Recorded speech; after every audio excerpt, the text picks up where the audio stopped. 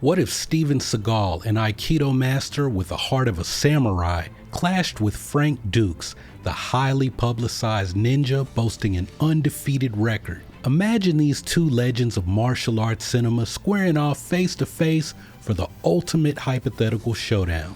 Steven Seagal versus Frank Dukes in this epic battle of skill. Who do you guys think would emerge victorious in this fantasy matchup? Anybody seen Richie? Huh? Today we're delving into a fantasy matchup that fans of 80s and 90s martial arts action movies have been speculating about for years. Steven Seagal, the Aikido virtuoso, whose early films captivated action movie fans, and Frank Dukes, the elusive ninja whose life story reads like a Hollywood script. Both are surrounded by myth and controversy, but what happens when these myths collide? We're breaking down their fighting styles, their backgrounds, and the stories that have made them iconic figures in the martial arts community. But before we dive in, did you guys know that there's history between Steven Seagal and Frank Dukes that could add even more intrigue into this matchup?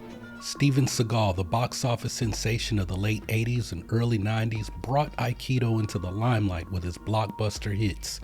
His moves in Above the Law, Hard to Kill, Marked for Death, Out for Justice, and Under Siege were more than just cinematic flair. For many, they were an introduction into the art of Aikido. And then there's Frank Dukes. While many know him from the movie Bloodsport, the legend of his life goes beyond the screen. Frank Dukes claims a history shrouded in mystery, from the Kumite to tales that stretch the bounds of belief. In the martial arts community, his name often stirs debates about the line between fact and fiction. The story takes an even more interesting turn when we delve into the rivalry between Seagal and Dukes. Rumors of a $25,000 bounty and a real-life feud stretching back to the 80s paint a picture of two well-known martial artists at odds. Imagine the scene: two dojos in North Hollywood, each led by a man on his grind to eventually become among the most known martial artists in America. And they're locked in a battle for supremacy, not just in martial arts, but in the movie industry too. But with great fame comes great controversy. Both Steven Seagal and Frank Dukes have made claims that stretch the imagination: covert operations, connections with the CIA, even encounters with the late Bruce Lee. That's how I met Bruce Lee, was through James Tell me, I was going to ask. Their lives read like scripts from their movies, blurring the line between reality and fiction. Seagal's life, rich with real achievements, is often overshadowed by these tales, while Dukes' mirror, it seems to reflect more myth than man. But is Steven Seagal's martial arts mastery all that it seems? We'll reveal the truth behind the myths in just a moment. Let's turn back the pages to the beginnings of Steven Seagal. Steve Seagal started out in Michigan, but he moved to California at an early age, where he would eventually step into the dojo of Fumio Demura, the real Mr. Miyagi. It's here that Seagal's martial arts journey begins, first with karate, and then later delving into the flowing forms of Aikido as a teenager. Fast forward to 1974, Seagal returns to Japan, the heartland of Aikido, with his instructor Miyako Fujitani, who would become his first wife. Amid the cherry blossoms of Osaka, he completely immerses himself in the art and begins teaching the dojo owned and operated by his wife's family. But whispers echo in the martial arts world. Did he really train under Aikido's founder, Morihei Ueshiba, like he implied in some of his earliest interviews? Mystery shrouds his Japanese sojourn. Once he returned to the United States, Seagal's Aikido took Hollywood by storm. His dojo became a hub for celebrities and power players in Hollywood, and his moves would become a staple in action films. But with fame comes scrutiny. Questions loom. Are his skills and ranks as authentic as his on-screen persona? Controversy goes hand in hand with acclaim, casting shadows over all of his accomplishments. Yet amidst the debates and doubts, one truth stands. Steven Seagal brought Aikido into the limelight. His films were a gateway for many to the world of Aikido, but as the lights of Hollywood shine, the shadows of controversy grew even deeper. Steven Seagal, the enigma, stretches beyond the dojo and the silver screen. He's a musician, a businessman, and a philanthropist. His life is a tapestry of talents and controversies, and through it all, his martial arts legacy remains, a blend of undeniable skill and unverified tales. And then what about Frank Dux? Is his Kumite victory a fabrication, or is there evidence that supports his story? The answer might surprise you. So now let's unravel the mystique of Frank Dux, a man whose life story reads like a script straight out of Hollywood. Frank Dux, a Canadian-American martial artist who was thrust into the spotlight with claims of winning the elusive Kumite, a secret martial arts tournament allegedly held in the Bahamas every 5 years by a criminal organization. Dux's tale begins in North Hollywood, a young boy transformed under the tutelage of Senzo Tiger Tanaka, from a neighborhood underdog to a purported heir of a 40-generation ninja lineage. Frank Dux's journey is nothing short of cinematic. His military claims add layers to his enigma, covert missions and awards of valor, yet records and reality don't always align, fueling the fires of controversy that surround him. According to Dux, there's some major conspiracy to cover up his missions and accomplishments, resulting in his military records being altered. It was Frank Dux's incredible Kumite story that inspired the movie Bloodsport, catapulting Jean-Claude Van Damme and the legend of Frank Dux onto global stage. But how much of this is fact, and how much is it the fiction of a very skilled storyteller? Beyond the shadows of doubt, Frank Dux carved himself a niche in martial arts entertainment. His life, embroiled in debate, continues to captivate and divide opinion. Is he really a master of martial arts, or just a master of creative storytelling? Is his talk fu better than his gung fu? That question keeps the legend of Frank Dux alive in the hearts of many gullible martial artists who want to believe that everything in the movie Bloodsport was real. Well, as we explore the depths of the rivalry between Seagal and Dux, we'll share a piece of lost media that sheds new light on their feud, and what we found will really astonish you. The rivalry between Steven Seagal and Frank Dux is layered with intrigue, particularly this bounty story. This guy wanted you to take out Steven Seagal. Take out Steven Seagal.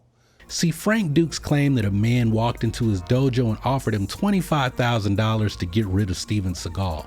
But according to Sheldon Lettich, a writer and director who is also a close associate of both of these men, the truth wasn't as fantasy-filled as Frank Dux said, but it was just as interesting. See, it turns out that Seagal and Dux were rivals since their days running dojos in the early 80s, each accusing the other of being a fraud, and they had a mutual dislike for one another. Lettich paints a picture of two men embroiled in a battle of egos and martial arts legitimacy. Seagal, freshly returned from Japan, was trying to establish himself, while Frank Dux was creating his own legend, one fantastic story at a time.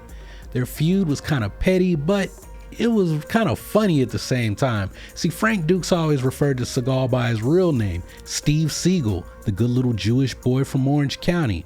This is Steve Seagal, the only non-Japanese Aikido master ever in the history of Japan to own and operate an Aikido school on Japanese soil. And Seagal always called Dux Dux. That will make you Frank Dux.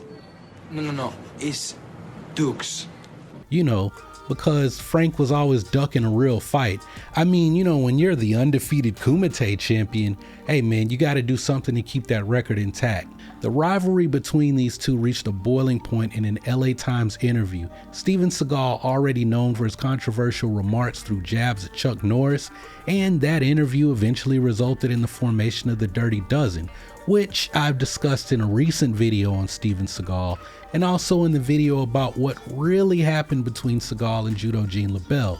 So check those videos out after you finish watching this one. But something I did not catch the first time I read that LA Times interview was the comments that Steven Seagal said about ninjas. Ninja. He basically said there are no ninjas, and anyone running around claiming to be a ninja or teach ninjutsu in the United States is nothing but a con man. And I had no idea that Seagal was taking shots directly at Frank Dux. In the world of Van Damme spinning kicks and untouchable Zen masters on the silver screen, The Steven Seagal-Frank Dukes rivalry was something that should have become a legend.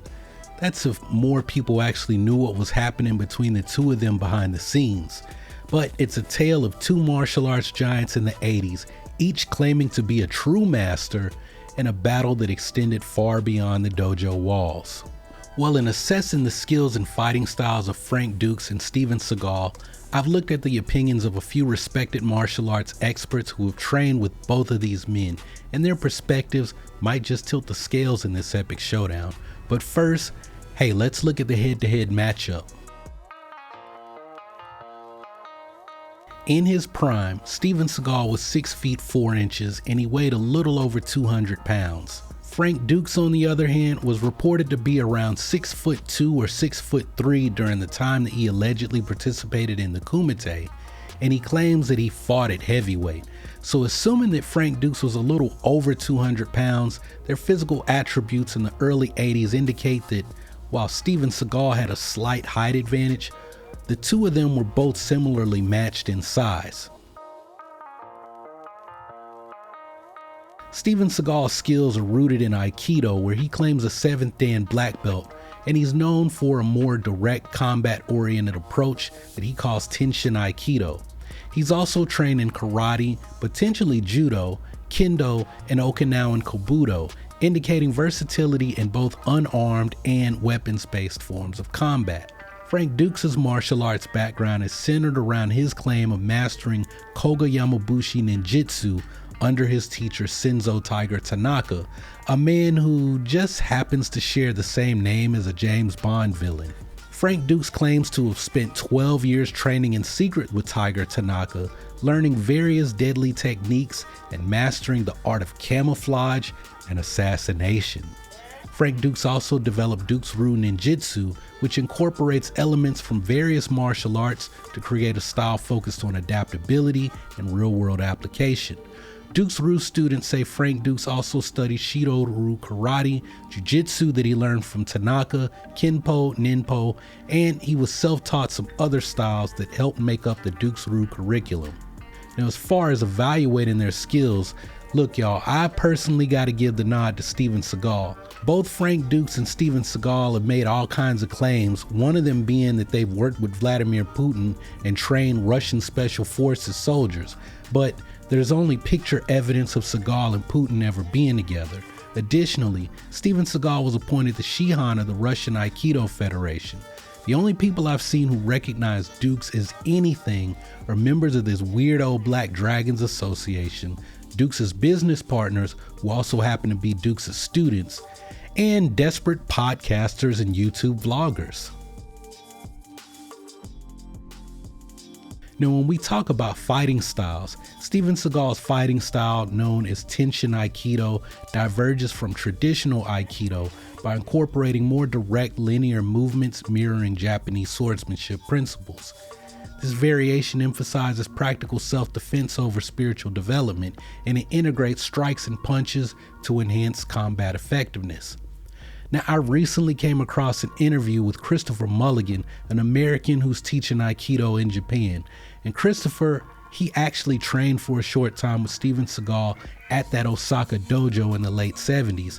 And he said that, well, while he was impressed with Steven Seagal's strength and charisma, he found the overall training lacking as far as teaching techniques.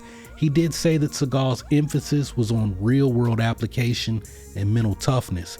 The testing was extremely grueling, and it proved valuable to his Aikido journey, even if it was somewhat unorthodox. He said that often Steven Seagal held special classes where you were forced to make a training partner tap out in some kind of way. And I mean, we also have to mention Steven Seagal's reputation for hurting stuntmen in his movies, especially anyone who trained under Judo Gene LaBelle. I mean, that's for obvious reasons. But there are stories about Steven Seagal putting a stuntman's head through real glass, hitting people with real objects instead of the breakable versions for fight scenes, injuring stuntmen because, well, Steven Seagal decided to change the fight choreography at the last minute without telling anyone, and even beating up other actors, not stuntmen, but regular actors. Steven Seagal's reputation for intensity and aggressiveness in training and film choreography suggests that he's willing to apply force, potentially making him formidable in real confrontations. Potentially.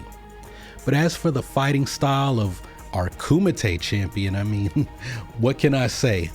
Frank Dux is described by his students as being fully capable of quickly taking out an opponent, but his students never go into details when sharing their anecdotes about seeing Frank Dux in action.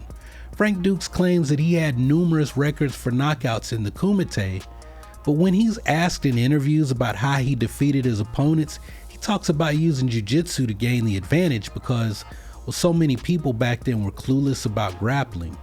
I mean, so were they all knocked out or did they tap out? Or did he knock out all of these people who were afraid of seeing the other people tap out?